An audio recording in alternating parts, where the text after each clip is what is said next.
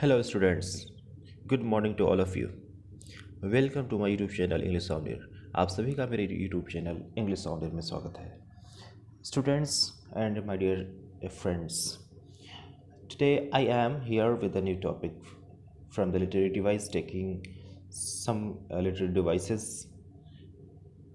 maybe that you do not know. Maybe these literary devices may be new ones for you all. If you know, doesn't matter, but please listen to me very carefully. समझ जाएंगे, ये मेरी guarantee है. अब हम आए हैं अपनी लिटरेरी डिवाइस अनाफरा के साथ. अनाफरा मेसोडिप्लोसिस, एपिस्ट्रॉफी, सिम्प्लोस और एंटाना क्लासिस. देखिए अनाफरा क्या है, ध्यान रहे. अनाफरा, मेसोडिप्लोसिस और एपिस्ट्रॉफी, ये तीनों रेपिटेशन है. ध्यान दीजिए, बहुत आराम समझ जाएंगे, गारंटी है. तीनों रेपिटेशन है. आप एक काम करिए, एक लाइन खींचिए, लाइन ड्रॉ करिए. जब लाइन ड्रॉ करेंगे तो उसका एक शुरुआती वाला पॉइंट होगा, एक एंडिंग वाला पॉइंट होगा. कितने पॉइंट्स हो गए? 2 पॉइंट्स, यानी शुरुआत वाला पॉइंट्स और एंडिंग वाला पॉइंट्स, 2 पॉइंट्स हो गए. और तीसरा एक पॉइंट बीच में होगा, यानी कितने पॉइंट्स हो गए? 3. अब आप ये जान लीजिए, किसी भी वर्ड और फ्रेज का रेपिटेशन जब पहले होता है तो अनाफरा कहलाता है, जब बीच में होता है तो मेसोडिप्लोसिस कहलाता है, जब लास्ट में होता है तो एपिस्ट्रॉफी कहलाता है. मुझे लगता है आप समझ गए होंगे. आइए हम लोग डिटेल में समझते हैं. देखिए अनाफरा में लिखा है कि रेपिटेशन ऑफ अ वर्ड और phrase at the beginning of several subsequent lines. अब अनाफरा में जब एक वर्ड या फ्रेज जो है हम अगले क्लॉज में वही रिपीट करते हैं, बिगिनिंग में, शुरुआत में ही, तो उसी को ही हम अनाफरा कहते हैं. जैसे यहाँ पर I have a dream example दिया है. This line is several times repeated bye Martin Luther ने रिपीट किया है. I have a dream, I have a dream, I have a dream. तो ये आई हैव अ ड्रीम है ना, तो अगले वाले में भी आई हैव अ ड्रीम होना चाहिए. मतलब वो द फ्रेज और the sentence should be started with the same word that has been started in the earlier one. मुझे लगता है समझ गए होंगे आप.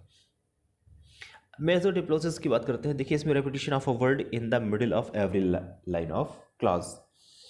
मिडिल में यहाँ बात कही गई है कि इसमें हम जो रिपीट करते हैं वर्ड को मिडिल में रिपीट करते हैं, मतलब बीचों बीच लाइन के या क्लॉज के बीचों बीच. जैसे वी आर परप्लेक्स्ड, ध्यान दें, we are perplexed but not in despair. इसी बट नॉट को आपको ध्यान देना है. We are perplex but not in despair. ये बट नॉट कहाँ आया है? न पहले आया है न बाद में आया है. प्रेजेंटेड, फिर आगे लिखा है बट नॉट फॉरसोकिन. ये बट नॉट कहाँ है? ना लास्ट में आया है ना एंड में आया है. फिर कहाँ गया है? Cast down but not destroyed. ये भी क्या आया है? बीच में आया है, न बाद में आया है न पहले आया है. तो ऐसे बट नॉट का रेपिटेशन मेसोडिप्लोसिस कहलाता है. यानी बीच में जब कोई वर्ड या फ्रेज रिपीट होता है बार बार, तो उसी को हम मेसोडिप्लोसिस कहते हैं. उम्मीद करता हूँ ये समझ में आ गया होगा. अगला जो आपका पॉइंट है, एपिस्ट्रॉफी. अभी मैंने बताया था आपको कि एंडिंग पॉइंट पे जब रेपिटेशन होता है तो उसे एपिस्ट्रॉफी कहते हैं. देखिए repetition of a word at the end of every line और क्लॉज. किसी भी क्लॉज या लाइन के एंड में रेपिटेशन होने वाले वर्ड या फ्रेज को एपिस्ट्रॉफी कहते हैं.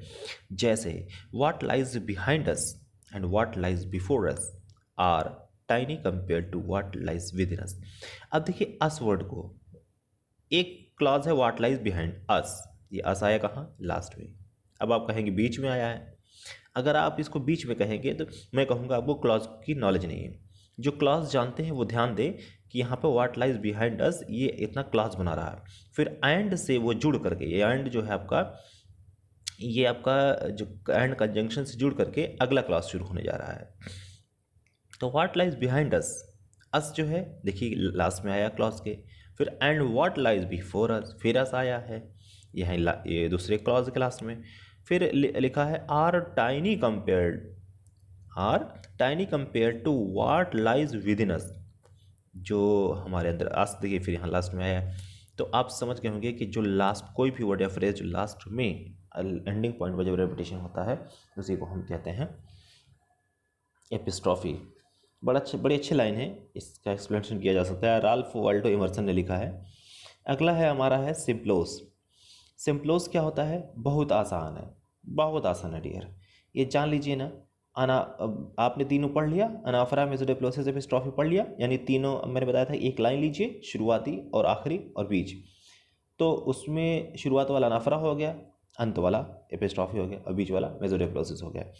अब जो सिंप्लोस है, सिंप्लोस में क्या करते हैं, वो पहला वाला और आखिरी वाला मिला देते हैं, सिंप्लोस तैयार हो जाता है। लिखा है a combination of anaphora and epistrophe.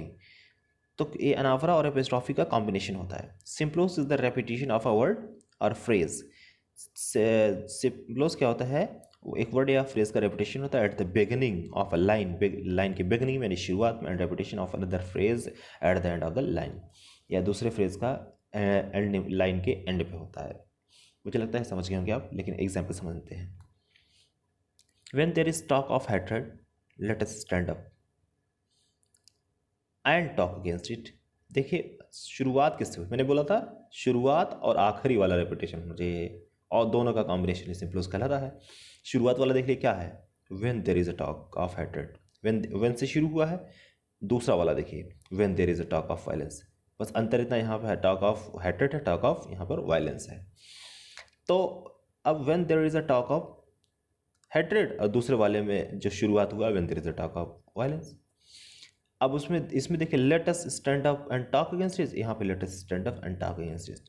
इसका मतलब है शुरुआत वाला भी मैच कर रहा है और लास्ट वाला भी मैच कर रहा है, एंड दिस इज कॉल्ड सिंप्लोस। इसको लिखा था बिल क्लिंटन ने। जी स्टूडेंट्स, जिन लोगों ने मेरे चैनल को सब्सक्राइब नहीं किया, प्लीज़ चैनल को सब्सक्राइब करें, और अब फिर मैं ऐसी वीडियो लाता रहूँगा आपके सामने।